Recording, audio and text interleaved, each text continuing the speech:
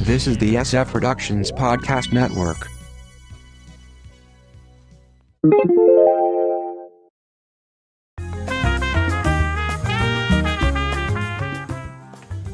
It's time for Lightning Round Reviews.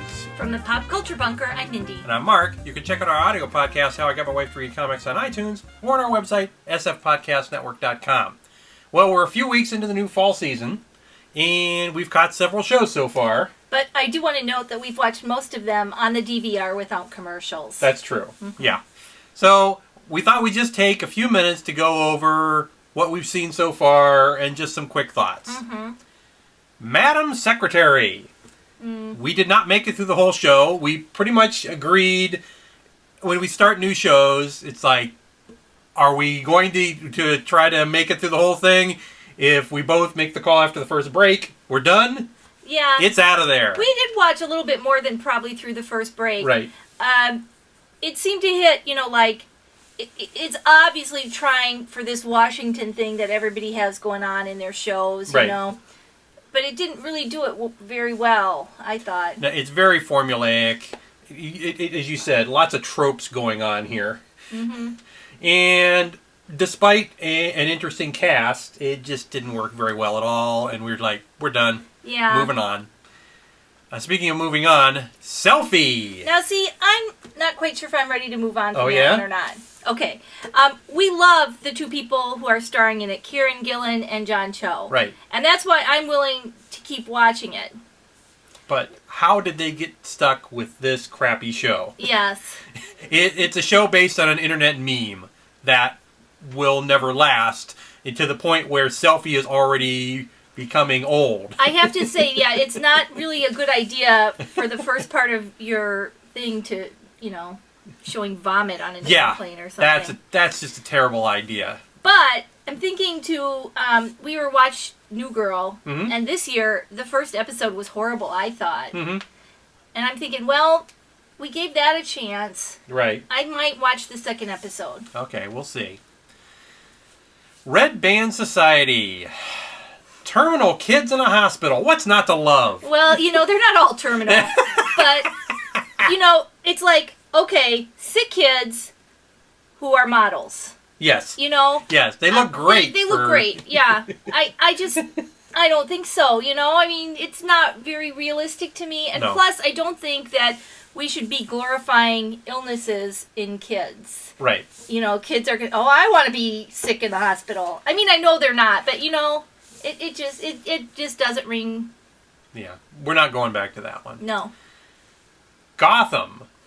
I really didn't think this would meet the hype. Everybody said, best show, best show, best show. But wow. Yes. You've got fascinating characters. You've got this great mythology, of course. It all ties into Batman, of course. And I have to say that I think it's even clicking with people who aren't comic book fans. A couple of my friends have watched it who aren't comic book fans and really liked it. So And that's really going to be the cutoff point. That's going to be the make or break is will it fit with fans who not only are huge fans of Batman and get all the little inside references, but the people coming from completely outside of it. And that's what's going to make it a hit. Right. I mean, there were some little things in there that you would catch if you were a Batman fan, Yeah. but I think that, you don't need to know You definitely them. didn't need to know. But there are two levels there, I think. Yes. Forever. It's Elementary meets Torchwood Captain Jack. Yeah. Now, I kind of like the first episode. I'm going to keep watching it. I don't know if you are or not. But there were a few things I had problems with, we'll see if they address them as they go along. Yeah, there's some plot holes. And in this show, I think, has an issue that many, many pilots do. Because there is such pressure to get to the story and get to the story. And that the idea that you have to set up the mythology in the first episode. Right. And so we already have the big bad. Yeah. Already in there before we even barely know the characters. Right. And yeah, they could have waited an episode or two to introduce that. But there's such a concern that we're only going to get 2 episodes and they're going to cut us off. Yeah. So we got to move on. Grace Point, which is based on Broadchurch from the UK, and David Tennant, stars in both. Interestingly enough, in the U.S. version, Grace Point, he's doing an American accent. Mm-hmm. It's very interesting. Yeah, and it's only 10 episodes, so there's little chance of cancellation here. Right, they'll show all 10 episodes. Why would you not? Yeah. You're doing a miniseries. You stated up front you're doing a miniseries. Yeah. Mm-hmm. A to Z. Now, this follows a relationship with each episode covering a letter of the alphabet, which seems very formulaic, but so did How I Met Your Mother. And how long, this is obviously one season. Yeah. I mean, 26 episodes, Right. so. What happens after Z? Yeah. And speaking of How I Met Your Mother, Kristen Milotti, the How I Met Your Mother's mom, co-stars on the show. I thought the cast was enjoyable. Right. Now, the person who plays the male love interest was also on Drop Dead Diva. Oh, okay. Okay? All right. And I like him. He played Fred there. I can't remember what his name is, though. Yeah. So. Bad Judge.